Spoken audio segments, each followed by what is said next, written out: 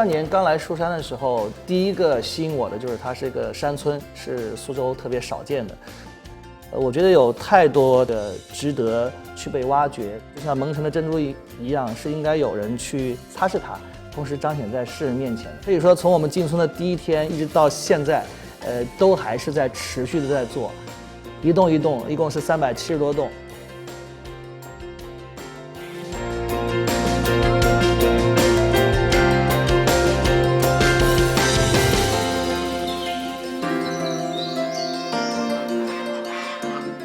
现在我们很多村里的老百姓是这样，在后面这个还住一间房，但前面的话呢，这个都用来这个出租了。他一年的话，这光房屋出租呢都有10几万的收入，